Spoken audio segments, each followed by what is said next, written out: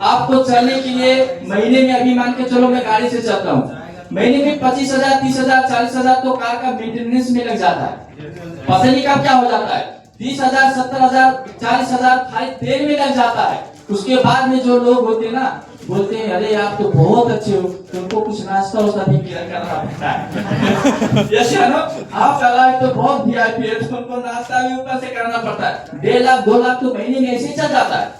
आप बताइए, अगर मैं 1.5 करोड़ के पीछे अगर पड़ा होता तो मेरे पास घर तो होता, लेकिन उस घर में रहने के लिए मैं अशोक कुमार गिरी नहीं होता।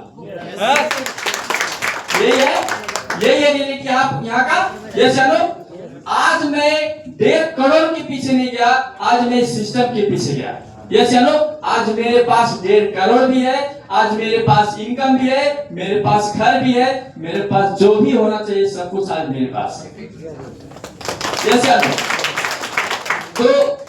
तो सब आप लोगों को समझना चाहिए, क्या रिएक्शन में लोगों को उल्लू बनाया जाता है? नहीं। जो है आपके साथ है, ठीक है। सो मैं अपने प्रेजेंटेशन के साथ